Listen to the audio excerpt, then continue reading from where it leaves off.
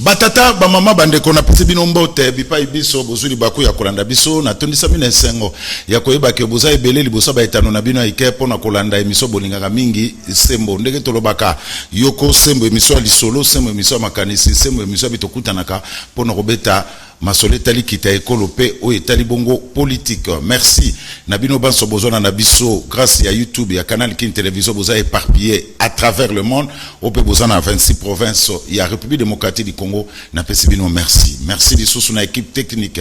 namoni Rodil Wadio Pati Sumbu Gimputu le maestro Serge Kwilu Mike Kamwaka bangonde bako ede biso po bona na biso na bandaku na ba téléphone de partout dans de très très bonnes conditions. Pona lelo bandeko batali to solo la mai politique nazana mobenga moko boyebe malamu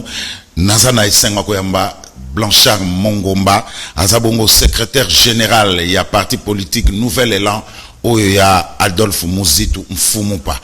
ndeko secrétaire général na pesio mbote pe boye malamu na sembo mokola lelo. Merci mingi ndeko Zulu, merci na équipe monene ya Sembo pe félicitations les sous na musala makasi vous allez ko sala. Merci, tous en à disposition pour Mituna. Alors, Blanchard Mongomba biso boyebi que la Mouka où ils ont constitué na deux partis politiques et sidé na Nouvel Élan, bah des frères qui presque l'actualité donc chronique donc l'actualité politique de l'heure na pose où il qui raison pour laquelle Théo Blaise Maleka des Odegem depuis Belgique na Joël Boulouba depuis Londres bah ibisenga basenga sokolo que la bisona nous secrétaire général ya Nouvel Élan ce qui est tous autant de vos qui to quoi sidé mais na beti na ko yande na Blanchard Mongomba bah expliquer biso pourquoi la marche ya la Mouka où ils allaient bongo prévu je crois le 29 septembre s'est transformé en un meeting le 9 octobre na terrain Sainte-Thérèse et là on est donc là on est c'est là qui que marche wana et comme un meeting pour nani la Mouka baza ko marcher pourquoi la Mouka lingi kimia na mboka te. Toutes ces questions, toko solo la yango na Blanchard Mongomba otozane nakati ya émission elelo. Alors Blanchard Mongomba, commençons par l'actualité bien sûr, l'actualité dominée surtout par les confessions religieuses. Oyo lelo bazabon na plénière na centre interdiocésain Mbosoko diapesa qui 72 heures encore na ba confession de religieuse pour Bayokana babi misela biso qui succédera na Corneille Nanga. Alors la volonté y est Blanchard Mongomba, première question on a teke Mbosoko dazo pesa kaka ba 24 heures ba 48 heures souci na ye souci à mon kontamboka Boyokane zala entre les confessions religieuses enfin babi misa les successeurs il y a Corneille Nanga. Ndeko Zulu merci les sous pour na opportunité au principe été to ba kokabola makanisna ba yi ekolo bazali kolanda biso mais tikana lo ba été ndeko Mbosoko dia le citoyen Mboso le propagandiste oyo ya ndeko Chilombo azali kokoba kolakisa lelo na miso ya mokili mobimba solo ete azali moto oyo alingi kimia te na mboka azali moto oyo azali solo na oyo babengi na lopoto batar azali nano na ba nostalgie oyo ya mobutisme lokola ye mesanaki na jalelo lelo oyo abandi ete singeli akoba kosala jalelo wana akoba ko maintenir toujours rythme topé ba même makambo oyo bana mboka baboyaki mais toyebisi solo ete peuple akolanda ye na nzela wana te olobi ete yende komboso apesi ba confession religieuse les sous 48 heures mais 72 heures 72 heures merci yende ko wana citoyen Mboso esengeli na ye ayeba solo ete soki na ba report to na ba ajout ya mikolo nyonso oya ba kisela ki ba confession religieuse ce qui problème ezala ki bobele se na niveau ba confession religieuse na banza ete solution ngaka ekutana utakala mais lelo oyo tango aza kozonga kaka na ba même chose ozomona solo ndeko Zulu ete problème na bango ezali a retrouver solution te problème na bango ezali ya kolakisa na mokili ete makambo za ko avancer te pour pas justifier glissement na bango. Mais biso tolobi awa déjà ndeko Zulu ete glissement eza na esika te na ekolo Congo bakozwa nzela te pourquoi na zolo bayango oyebi ete lelo oyo pendant que bango bazokanisa ete blocage ezali kaka na niveau ya ba confession religieuse na oti kotalisa wa ete na niveau na bango moko ya union dite sacrée bandeko ya ensemble pour la république baza prêté pour kotinda délégué na bango na kati na seni wana bandeko oyo ya FCC ba partenaire na bango ya alternance bango pe baboyi kotinda bato est-ce que ezali kaka problème oyo eza lié na ba discussion na niveau ya ba confession religieuse ou bien oyo bandeko ya ensemble bazali kosenga oyo bandeko ya FCC bazali kosenga même oyo biso moko la muka tozali ko exiger ezali au-delà ya oyo ba confession religieuse baza ko le vrai problème de Kozulu ezali autour ya consensus autour ya mobeko wana o mboso faire voter consensus ezala jamais trouvé mais ce mboso aye na ba méthode na ya deuxième république aye na ba méthode na ya ba propagandiste ya ba mopap ya bato basala ka jalelo pour aya koluka ko imposer yango et pas ina biso ba congolais pe malheureusement de Kochilombo azolanda na nzela wana mais tout ça ko ebisa bango ba ete pouvoir ici la kande Kozulu pouvoir ici la ka mais bazali ko sala lelo wana na moni yepe mikolo wana elekaki akosala moi meeting na terrain municipal ya Masina mais na mituni motuna de Komboso il y a 2 ans passés est-ce qu'akokai ko ke de côté le terrain ya Masina wana asala penda meeting pe bato bayoka Mouniete, misolo ya peuple congolais, et combien sengo pona bango, bazwaka ba décision impopulaire, baluka ko imposer biso ezali ba sentiment na bango, bali ya mbongo kaka ndenge baza ko lia. Mais pona o etali souveraineté à peuple, o etali ba droit ya peuple na banza ete peuple a kozonga simate. La preuve c'est que les loyo na banza ete ozali mo pandisango monene de Kozulu, aussi ozu ba information ma maza ko le canal centre interdiocésain. De Eric Senga a ebisi bango parce que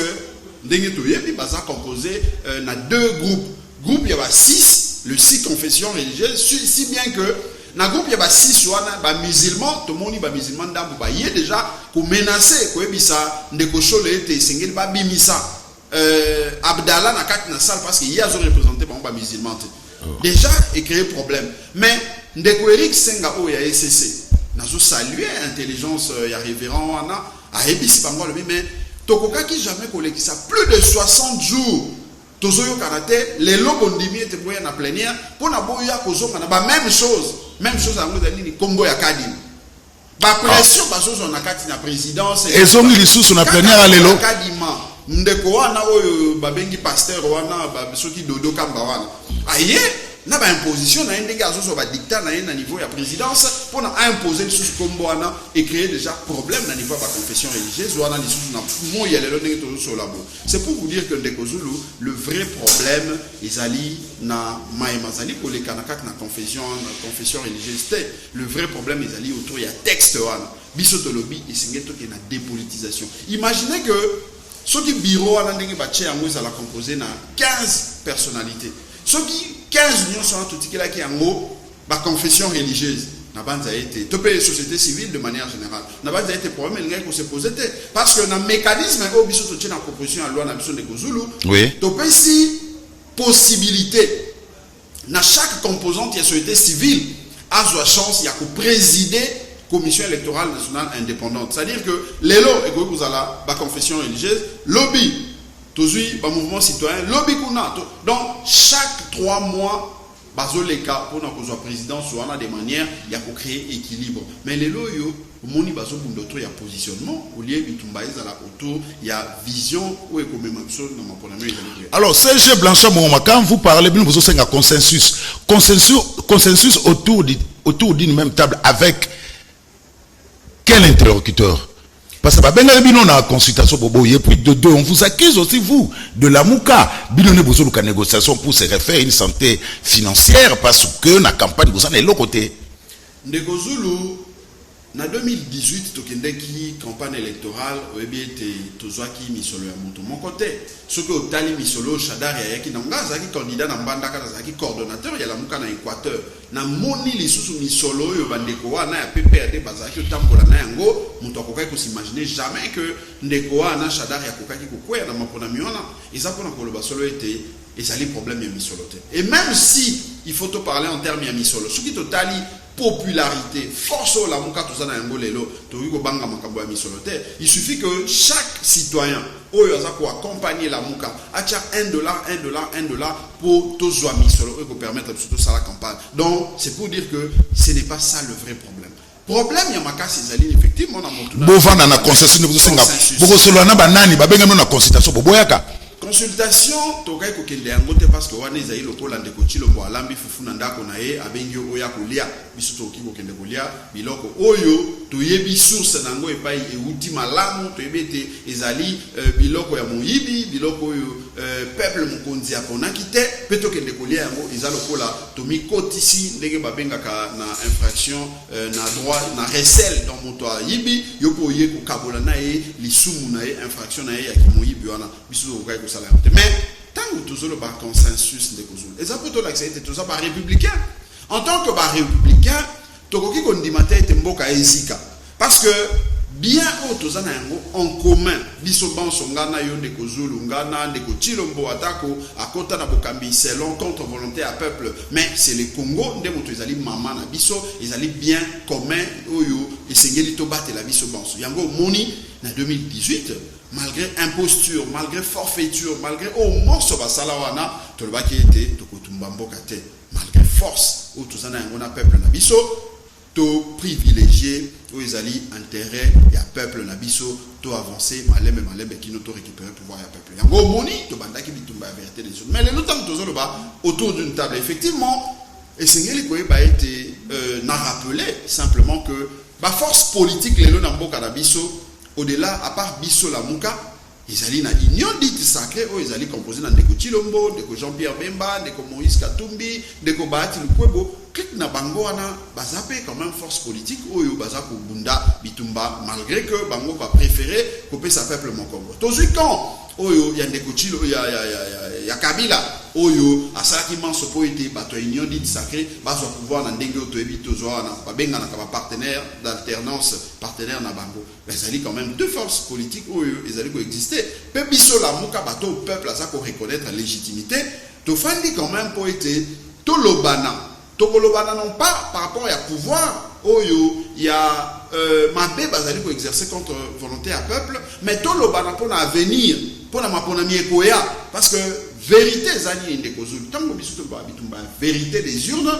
les atete leloyo olongoli ndeko Chilombo ne bonga pour fandisa mona mboka Martin Fayulu biso to lobi to sala ya ngote pamba te to ebete bonga na ise commisalité et bonga na ise baby pour ete biso to zo bonga na isengeli to zonga epa ya peuple moto a sokolaka peuple moto a purifier bonga wana pour ete tango biso to kozwa yango to sala opprobre ndenge to zomona lelo te to sala sonité ndenge to zomona bokambi na bango ya lelo mais to sala o ezali fierté ya peuple na biso o ezali kokisa o ezaba besoin na sur le plan sécuritaire sur le plan économique sur le plan ya diplomatie sur le plan en tout cas nyonso tout tali même les lo somito utikota na assemblée nationale par rapport ya makambo ya ramwana biso esengeli tokota pour to nettoyer bosoto soni o nyonso tout régime illégitime o ezo ki sa mboka na biso yango montolobi pour l'intérêt supérieur ya mboka na biso to fan autour d'une table de Kozulu mais précision ezali autour d'une table on vous accuse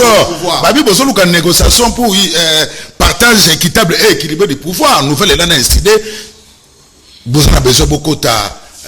na kati masolo c'est ça et loko bat basolo ba mwana bino bozolu ka glissement secrétaire général Blanchard Mongoma Fatiadi Niet 2023 élection de Kozulu tozali bato liboso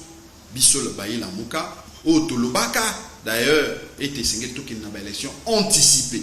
parce que tous aïe qu'on considérer des peuples en tant que souverains à ça qu'on méritait que zala na bakambi oyo bazali na bénédiction na été et non seulement que bazali na bénédiction na été mais baza ko sala soni par rapport à bokambi par rapport à gestion na pension d'akisa ya motoana ndeko wana babengi ministre sodi ya PTNT ko wana soni auti ko sala wana akosa bato été non misolo na bino fute la kango ekendaka na gratuité enseignement yo ko zo misolo na ngai na nko pour kende ko supporter gratuité enseignement ça c'est du vol. Normalement, il y a qui après chaque intervention, il y a l'équipe au niveau de la justice pour être sanctionné. Mais nous avons dans mon oui. Bisso, tout ça n'a pas ça glissement parce que n'a pas sur les moments où était tout le les bosso, tu le déjà élection anticipée. Consensus en combien de jours? Deuxième chose, dans ce que moni marche tout ça là, tout ça ezali entre autres pour na télémer la planification et glissement parce que Ndeko Chilombo a démontré a été bareta au mboso azako sala le propagandiste et citoyen Mbosso ya azali mobutiste alingi ko mema biso na logique wana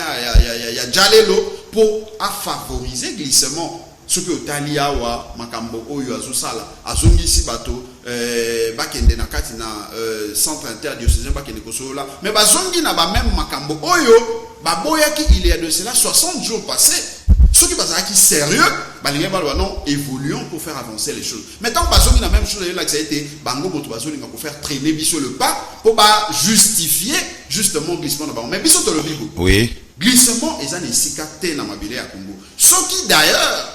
une raison de plus, les Kozulu. Tout ça pour insister, tout faire autour d'une table, et ça pour tout ça a été processus et avancé. Mais autour d'une table, les Aponani, non pas pour Tokabola pouvoir, parce que Tokabola pouvoir, kaka, et loko yo ezali, il y a solo, et loko ezali, il y a moïbité, et loko ezali, il y a bien. Mais biso to lingide, tout s'est fixé autour, il y a des règles de jeu. Loi oyo et kokamba seni.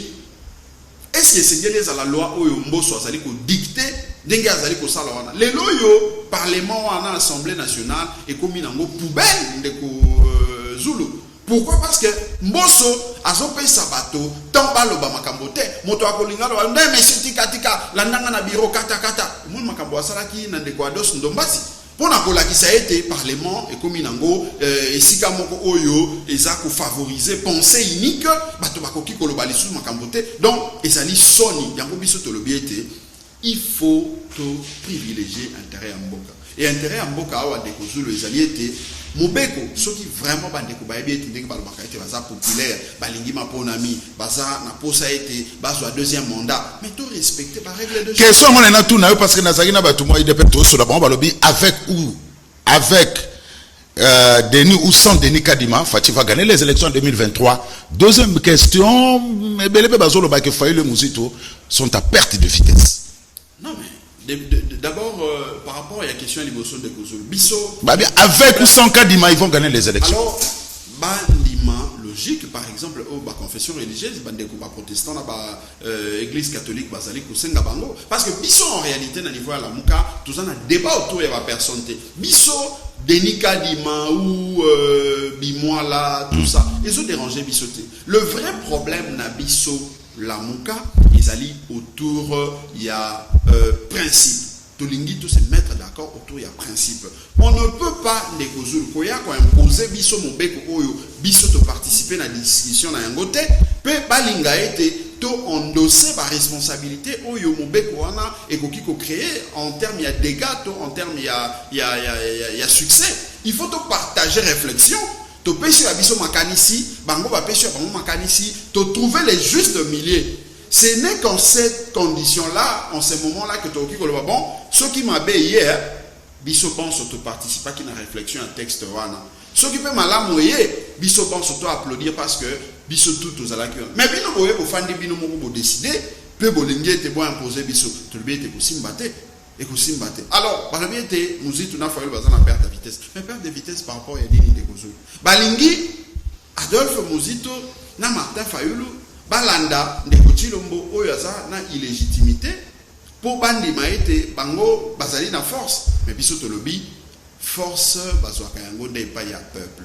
légitimité bazwaka yango nde pa ya peuple lelo yo toza ko démontrer en tant que lamuka ete tozali elongo na peuple na biso et la preuve c'est que le 29 le 15 d'abord baye batindi basoda ba panza marche na biso kwa que to kozonga sima peuple alobi bobima le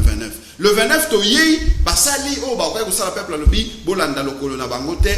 le 9 to ke bon qu'est-ce qui s'est passé pour que la marche soit annulée le 29? Il y a eu des tractations en tête de ville aux Alaïkouana, tout ça et l'on est là qui marche zalaté pour belepe bato kam so balobi le 16 malgré police ala ki mebosala na binon piaka. Alors qu'est-ce qui fait que la marche se transforme en un meeting le 9 na terrain Saint-Thérèse? C'est parce que régime illégitime Yandeko Chilombo, Bazako Banga, Adolphe Muzito, na Martin Fayulu Madi. C'est ça la vraie raison. C'est parce que Bazako Banga biso de Kozulu. Parce que ceux qui Bazako Banga te, balobie te la muka azarasu na batote. Balobie te la muka azarasu na force pour mobiliser te. Mais bopé sa biso couloir. Botique espace. Comme ça, botala ceux qui effectivement tous ont la capacité à mobiliser, Tout a la capacité à mobiliser. Le 15, parce que le bélier a un monde de Congo. Oui, bien, Ngana, qui parle dans la discussion, on a où il y a sécurité, de Congo Bila, général, Kasson, va service, nous sommes, mais si Bango était biso tout marché parce que premièrement mon bec au lit qu'on dit article 26 c'est pas si biso obligation il y a comment information pour une activité de tout ça dans l'espace public to comme le bino mukanda c'est comme vous voyez si biso était covid des alliés mais pendant que covid des alliés chibalaba la zo qui ne kotambola kakuna moto apekisa kaya zalité mboso les propagandistes et les citoyens mboso auti ko sala makambo na moto alobeli était les qui na biso d'adjoa auti ko beta musique na awa tout ça moto apekisa qui était comme kaka les 15 il y a biso posa qui problème ndete le baki était mobeko li kondi article 28 na ngo ebisi biso était esengeli koto sa terme mobeko ko ezali illégal ya mo biso de bimaki le 15 juin p article 12 ya mobeko li kondi le beli sous était biso banso de kozulu tozali égaux devant la loi et ça te ko ezali de kozulu ndo le ki de komosusu na droit non tout ça ba congolais tout ça ba même droit ya mo to le baki puisque tu balabala tamboli puisque mboso citoyen mboso sali makambo na bato bonso biso to kobima yango monto bima mais malheureusement bolimbisi pona kolakisa en tout cas dictature na bango ba déployer ki ba soldat ba policier banda 22 heures soki ba moni ba bilenge mi ba lemi sa to nzela ba pandi bango c'est comme ça que tant to bimaki bato ba yaki ebele mais ba brutaliser bato na ndenge omoni marche de qualité mais le 29 ndeko Zulu esengeli koyeba ete biso tozali au-delà ya résistance toza kobunda toza na sens ya responsabilité tolingaki te ete le 29 to biban parce que toza na ba droit na biso pe en contrepartie makila bana ekolo esopana baloba ete ezali na moto ya Fayulu na moto ya Mozitu pe biso to banda ko se justifier tolobaki en tant que balidé. Est-ce que Ngobila vous a convaincu? Parce que Solba m'appelle à Kinshasa. L'Isolo est le gars qui en tête de ville. L'Isolo est le gars qui est allé pour une découverte. Parce que n'a pas de ressources pour le pays. Botrahi, Blancha, Bolembongo, Binona de Vos Kitoko. Nabanza a été découverte le nègre nautique le bawa. Histoire ils a été na date il y a le 17 septembre. Ngai pour na compte il y a nouvel élan peine de Devos na compte il y a décidé tokomaki mokanda pour na couper sa information. Selon article 26 il y a Mobé Koli Kondi Constitution était le 29 tokobima na balabala pour être totambola tout ça la marche na biso. Mokanda et koti uta le 17 ba kize réception tozana Tozeliti tokomi le 25 tomoni était et ça dit 8 jours et anoya kate tokomi mokanda mosusu ngai na signé ndeko na ngai devo sa signé tokoti si pona ko rappeler obligation ko essayer mobeko esali na bakambi ya ville ba yanola pona ko prendre acte ya information au topesi bango tobi soki bo yanolite mobeko elobi ete ezali considéré ete activité na biso eza d'office confirmé te sengeli to sala raison ya insécurité to mosusu ezali te sengeli ko accompagner biso dès le 28 tu es comme on ande Congo Bila a convoqué biso a invité biso na bureau na e pona to solola kumbani to kei mais eloko ali boso de kozulu sengeli bande ko ba noter devant entrée il y a assemblée hôtel de ville il y a hôtel de ville na entrée principale il y a hôtel de ville na ngambo ya DHL bâtiment DHL wa ndeko de Vos biso banso délégation tozaki wana tozaki attaqué et pas banane bandeko moko balata bilamba bacha photo ya ndeko Chilombo liboso wana pe baza komi komisa ete bango bazali ba défenseur ya ndeko Chilombo batangi na bakombo ya bandeko mosusu na ko préférer ko tanga ngo ate pona osala bango publicité tete bazali ba groupe ya mutowana ba bundi ba bambi mabanga tout ça ba pandi ba téléphone ya bato ba yibi na ba téléphone ya bandeko basusu bazalaki na yango mais tout l'équipe quand même et ba policier bazalaki wana pour la sécurité ya bâtiment na hôtel de ville bazalaki impuissant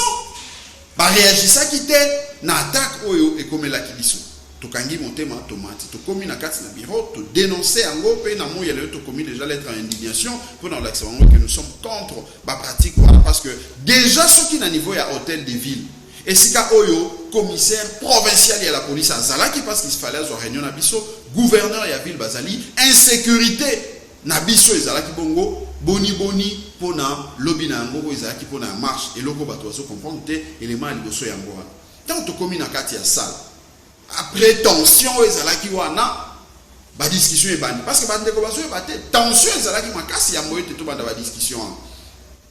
tout s'apaiser ba esprit komi calme discussion ebandi ndeko ngobila ebisi biso ete na bengisi bino awa pona pesa bino ya liboso information ete tronçon oyo ebandi de l'aéroport kino na pont Matete ezali en tout cas na décidé que ça la zone neutre parce que kuna ezali nzelo même en biso na aéroport et c'est ngete ba activité politique et ça le kuna. Deuxième raison lobby ezali était to discuter ngana bino autour ya itinéraire ya marche na bino et c'est ngeli bolongwa na itinéraire au boponaki parce que biso to prévoir qui était tout ambola kubanda na masi na quartier 3 qui nous parlait du peuple. Il y a biso loko la partie na et comme zone neutre bopona nzela mosusu comme ça lobby ngana accompagner bino. Wana na tozana ngani ndeko Zulu 18h 19h. Alors non mais en plus de ça mon kanda moko ezali awa ya bato moko soki ya sofachi bango pe bakotambola kaka même jour. To lobby ya liboso ndeko ngobila toki ko fanda to banda ko débattre autour ya zone neutre parce que sur le plan de droit ndeko Zulu pour na décision ezala opposable na ba tierce personne, il faut qu'un acte juridique ait existé. C'est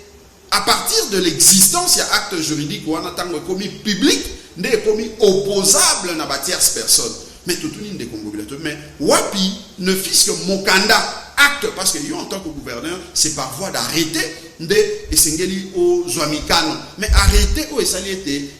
tronçon là de l'aéroport qui nous pour Matete comme zone neutre Ezawa. Ben non, arrêter ça un projet, non va signer un petit peu. Voilà. Alors puisque arrêter ça un projet, ça veut dire que sur le plan de droit, il y a un vide sous-bassement juridique et ça toki ko fanda teto banda ko débattre sur question. Non mais communiquer zali non, valeur juridique, il y a communiqué on les années. Sur le plan de droit, un communiqué n'a aucune valeur juridique et que par conséquent et que ko bimisa ba effet juridique te ba effet de droit et oki ko bimate. Wana débat bino na ngobila na réunion wana. Débat na kati na réunion wana. Te démontrer que sur le plan de droit, il n'avait pas le prérogative, le pouvoir de nous opposer le fait que à commissi tronçon en zone neutre parce que il n'y avait aucun soubassement juridique. Te démontrer yango et tu es collé à la deuxième étape parce qu'il y a quelqu'un qui justifie un mot mais par argument benza il y a droit ou convaincant qui biso ezala quitter. Tu es la deuxième étape tu le dis bon puisque yo ligne te changer itinéraire si bien que biso to boy mais tu raisonner par absurde. Ce qui l'autre lui te changer itinéraire. Quelles sont les garanties sécuritaires au yozo pe sa biso parce que biso pourquoi en tant que leader politique tout ça n'a pas information fiable et sûre et ça n'a groupe il y a bateau au bazar qui préparé na ba machette ba susu na manduki pour être baya pour commettre ba crime mokolo wana na masine pa itunge ko banda ba attenter na vie ya la population ebelo ba yaki wana na ba cadre ya la muka mais surtout na ba leader na biso Adolphe Muzito na Martin Fayulu ndeko Zulu le loyo elinga ko zala sengo parce que bande ko masusu bazolo ba ebele nazo tuna bango mutuna elinga ko zala sengo le to na plateau na ndenge toujours ça l'émission wa to lati bekitendi ya pembe tozole la matanga et to perdre tango mususu 200 personnes na masina parce que bato moko ba ennemi ya peuple babima ki bakati bango machette ba beti manduki totali totuni motuna tolobi ba information o biso tozana ngo yango mais ba mesure sécuritaire nini yo tie ceux qui t'ont changé itinéraire bien que to lingaki yango te mais tolobi totuna na motuna totala sur le plan sécuritaire ceux qui ba se préparaki asizo non ngana za makoki mingi te ebete pona ko sala makambo ba policier ba yesenga ka misolo ebele na kokokate tolobi voilà piège mosusu o bazotanda biso parce que toza 19h tozo kende 20h obisi biso au senga biso to changer itinéraire alors ko changer itinéraire en gros on se base na document nini acte juridique exact mais to changer quand même itinéraire quelles sont les mesures sécuritaires et itinéraires où il faut faire changer biso ba mesures sécuritaires exact et la preuve pour na la qui s'était mais tout ça pour le bezaki ma sécurité de Kozulu na entrée il y a gouvernement ndenge to lobi wana ba attaquer délégation ndeko devos kitoko maître Moussa ya décidé ba Fabrice ba collaborateur na ngai ba susu ba beti bango na makofi bazokisi basusu basopeli bango mai bayibi ba téléphone babuki ba téléphone na bango ba policier ba fandi wana bazotala. To conclure en tant que politique, en tant que leader tolobi au lieu to exposer population na biso parce que bandeko ya la muka tango ba yoki bongo ba koma ki pena kanda ba mais loko les abo esengeli biso ba soto bundaka to bino biso to ba responsable politique. Le 29 certes peuple azaki déterminé au moment ce que comment il y a quoi affronter en mais tolobi face ya ba vie ya ba congolais o déjà baza ko kufa na nzala bazo lia malamu te fufu ezokita te soko kei mwandunda et perdre quantité na ngondenge ezalaki mbisi poisson talo ezomata bakosaki bato ete non ba surgeler ekokita kino na moya lelo ezokita te tokende to bomisa lisusu bato parce que bango na plan na bango ba biete ba bomisa ba congolais comme ça ba lo ba ete fayulu na mozito alors tolobi en tant que responsable to zui courage ya koloba ete to annuler non pas na bomisa to reporter marche na biso to annuler yango te mais to reporter et bato ba comprendre te ndeko Zulu tango to reporter oui avantage to succès na eloko wana ezali nini cette fois-ci to ebisi ndeko ngobila tu est-ce que to ki ko sala mokanda parce que bato basusu na ngi ba non a imposer bino non biso bato to loba ki ete sengé to sala mokanda pona nini parce que to lingaki cette fois-ci lokola to lobi ete le 9 toza na terrain Sainte-Thérèse ya Njili to ebi ete na pona meeting to ebi ete bandeko oyo ba milice oyo bango baza ko préparer wana ba force négative ba balingaka peuple te ba kolemba te ba koya lisusu mais to tient responsabilité devant hôtel de ville to pesi responsabilité na gouvernorat et te mabeso ke ekomi wana bino soko match ça meeting le 9 marche ça reporté le pour 16 le 16 question le 16 octobre. Deux questions. CG Blanchard Mongomba, pourquoi pas la Mouka aussi et si des nouvel élan bobandaka marche na bino na Selembao beaucoup banape marche na bino na Lukunga, pourquoi vous tenez toujours à bobana marche na Tchango? Ça c'est de 1. De 2, CG vous reportez marche pour le 16. Entre-temps, il a déclaré Tchango comme zone rouge, zone neutre. Vous avez besoin de tout le monde solo. Ndeko Zulu ya liboso na bandana na motuna ya suka ndeko ngobila na uti komona arrêté na ye a signé kaka le 30 pendant que biso tozaki kuna le 29 arrêté wana pona ko décréter zone wana zone neutre a signé kaka le 30 c'est-à-dire que biso tozaki kuna le 29 marche na biso il fallait ça le 29 il a signé arrêté na ye jeudi le 30 donc lelo lokola tozali mokolo ya le 2 hein? Oui, mon collègue donc arrêtez il s'est qu'à 2 jours seulement. Voilà. Depuis qu'il a signé. Donc ça a été il y avait un vide sur le plan de droit. Peut-être pour mettre qu'il était attaqué en un conseil d'État pour n'avoir ça illégalité à mesure où on a arrêté na été attaqué en je crois que c'est l'île juridique bande ko na biso déjà baza pour se préparer pour toi attaquer en biso bon surtout vous allez pour attaquer en mais meeting na... Pourquoi vous tenez toujours na Tchango? Beaucoup ça la peine à Kanluka, beaucoup banda peine à Lukunga, beaucoup banda peine à Selembao, beaucoup banda peine à Limete, na Bandad. Pourquoi Bonigi Kaka Tchango, Blanchard Mongomba? Tolingi Tchango, premièrement parce que le 15 bana Tchango Moutouba Senga Kito Banda Kuna, bah j'ai eu occasion de démontrer force na bangote pour marcher parce que la police bah y a que torturer, bah violer, bah droit à bateau, bah j'ai opportunité pour marcher. Le 29 il fallait te marcher, te reporter en haut et bana Tchango Balingaki bah marcher le 29 pour dans là qui ça que n'ayant pas de bateau bah était bazaki mobilisé, tu vas là que ça a été les 15 jours bazaki mobilisé. Mais quand tu pousses en haut le 16, tu le 16 tu s'est fixé itinéraire, mais le 9 tout na terrain Sainte-Thérèse ya Njili wana tout ça la démonstration de force parce que balobi était la muka ekufa non la muka ekufa te premièrement to la démonstration en force to kotondi c'est espace wana to tondi saka mais surtout le plus important ça message au to komema ndeko Zulu ebi était bana Kisasa bana Tchango bana ya 24 communes ya Kisasa et sali mikolo ebele o basuka kokuta na ba leader na bango Adolphe Muzito, Martin Fayulu, bakutana na bango ba solo la bakabola pasi na bango na ba leader na bango ezali opportunité à monene o bana Kisasa bazoze la le 9 wana baya ba communier na ba leader na bango na bisonyo so ba cadre auto za tout auto ya ba leader baya biso pasi na bango biso peto biso bango lo lenge nini esengeli to se comporter pour na ko déjouer pasi wana mais surtout ndenge nini esengeli to se préparer pour na ko empêcher glissement pour empêcher planification à fraude électorale, mais surtout côté les mélasseni dépolitisés, parce qu'il y a un gros ça a été tout ça dirigeant, il y a malonga ou dans légitime, peut pas changer le lingue à Kambamboka pour être mboka et tambola malam. Mais par rapport, il y a itinéraire pour l'année toujours insister. Oui, bien, Tendegozulu, Lelo, la Mouka, Tuzali, la seule plateforme politique, seule force politique autour qui le Balelo était, Tobanda, Marche Nabiso, Nakinsuka, P, Tutondi Sibato. Alors, bon, mais Kanano, Serge Blanchard, Mongomba, parce que Tchangou. Non, mais il y a un moni Tozolo a été peuple Nabiso, Ndemotoazaka, souverain, Motoadisitaka. Le 16, ensemble, na peuple Nabiso, Toko décidé.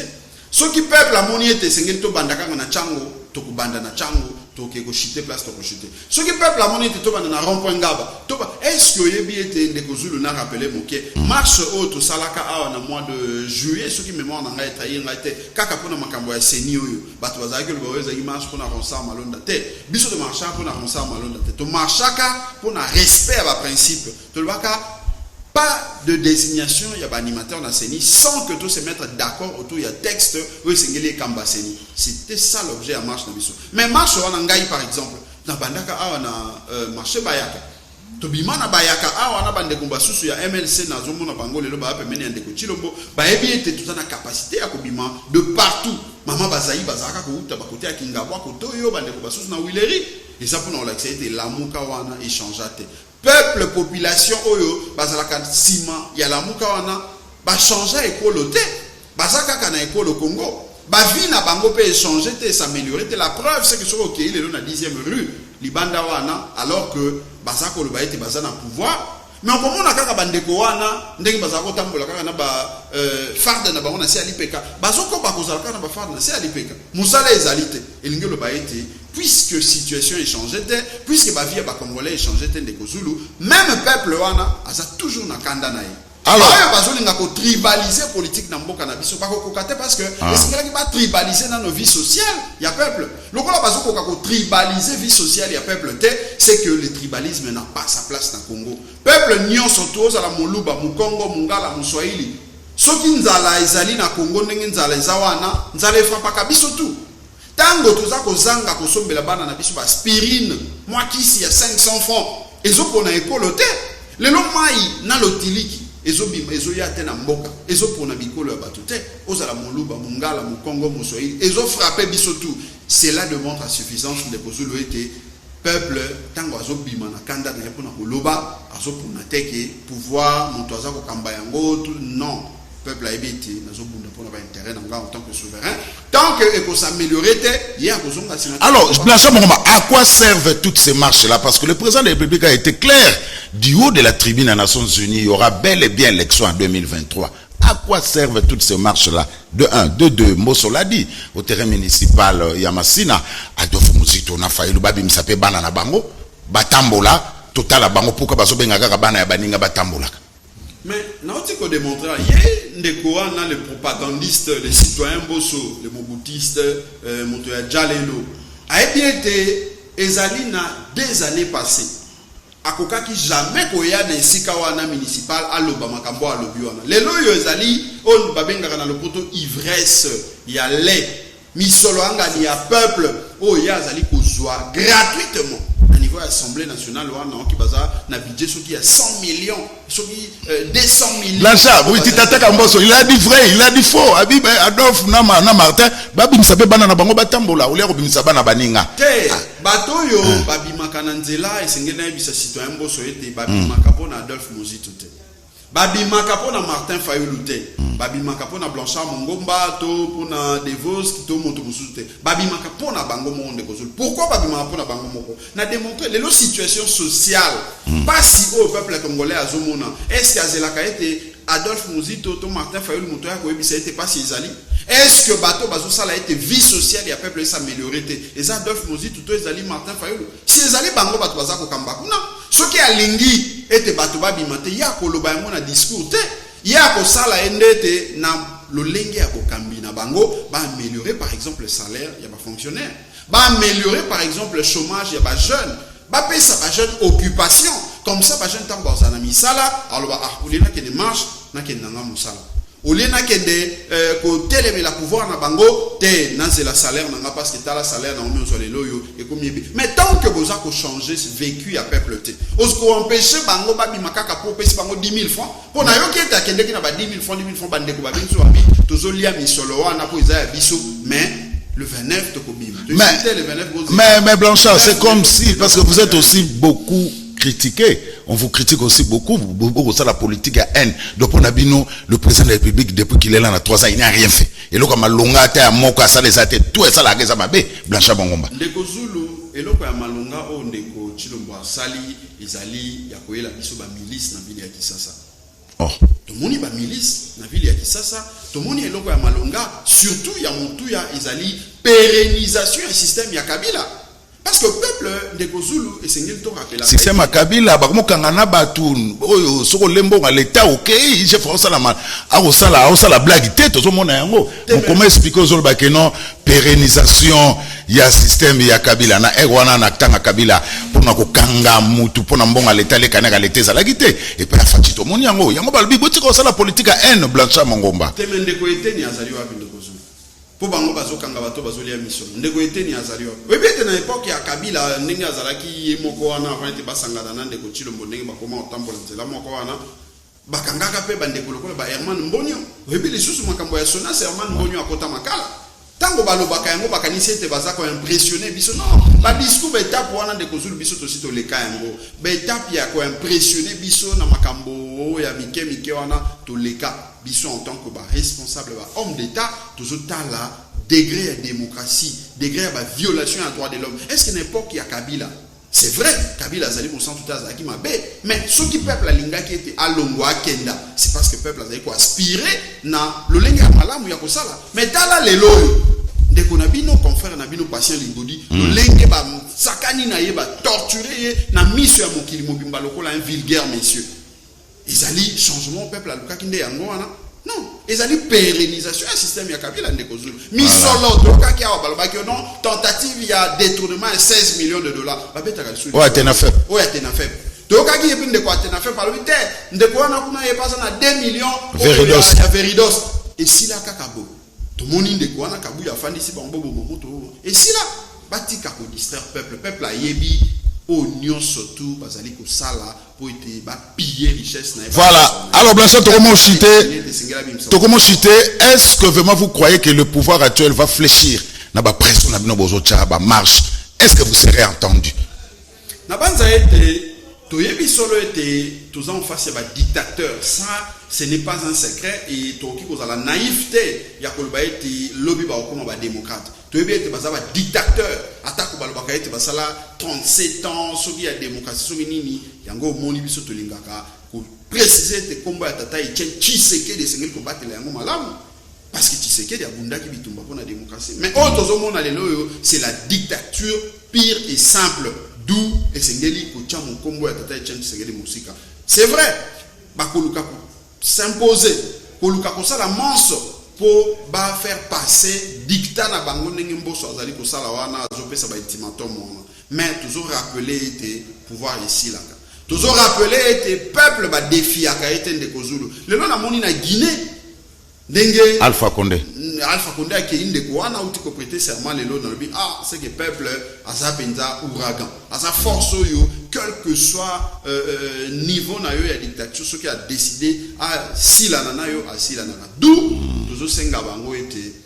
ba éviter arrogance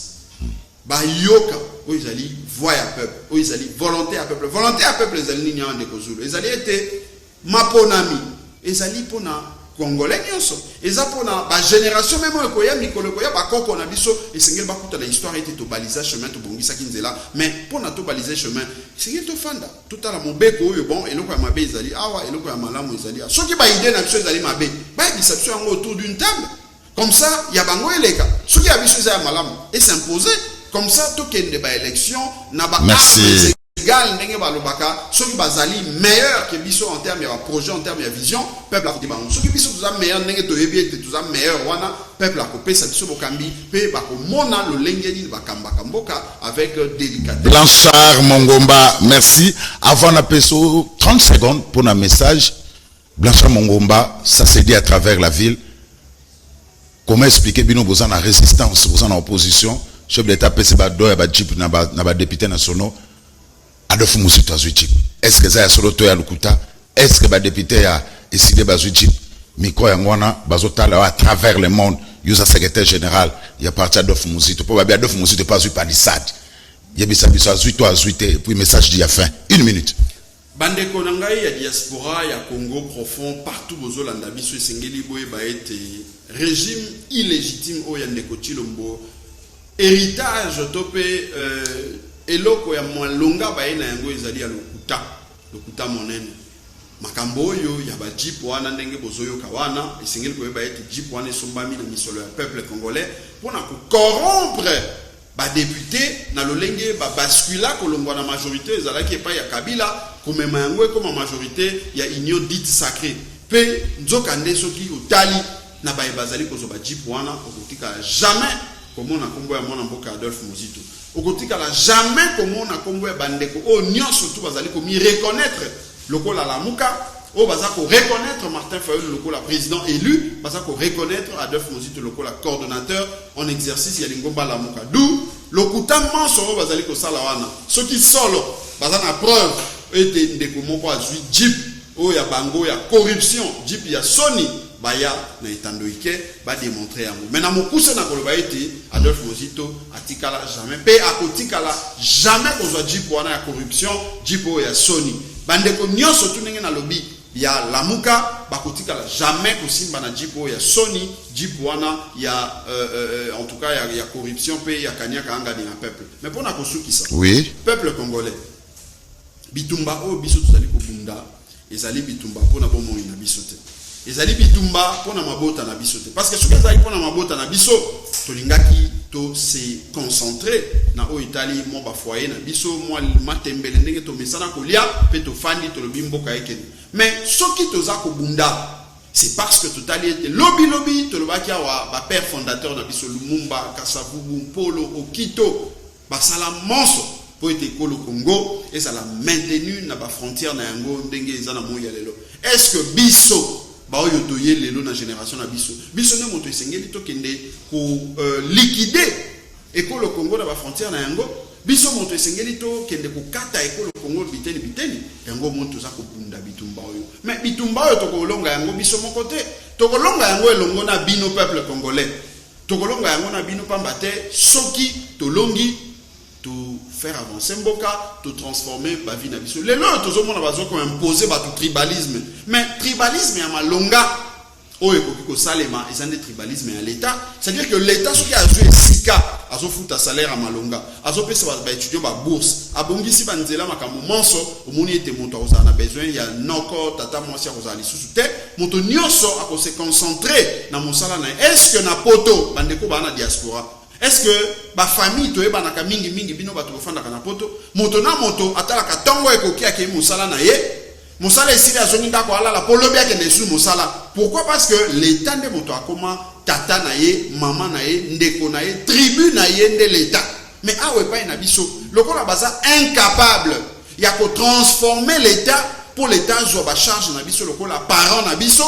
ba memi yango na tribalisme yango wana na yo esengi to bunda pona ko détruire yango d'où le 9 octobre oyo to bengisi bino banso bana Kisasa to tonda ebele na terrain municipal ya Njili terrain Sainte-Thérèse pona to kabola makanisi oyo na ba leader na biso pe le 16 octobre le 9 octobre na Sainte-Thérèse na Njili le 16 octobre to ko fixer itinéraire o to ko tambola pona to le ba non na seni politisé le lengimbo soza ko sala ko teleme la planification et glissement mais surtout ko teleme la fraude électorale oyo bazali ko bongisa pona makona mi 2023. Blanchard Mongomba, secrétaire général à Nouvelle Élan, merci. Merci mingi de Kozulu. Merci Nabino Nde Bozalaki Bele ya kola nabiso na sembo ya mokola lelo. Merci encore une fois pour la confiance et fidélité. Ngana bino tokutani na poso o ezali koya butika la malam.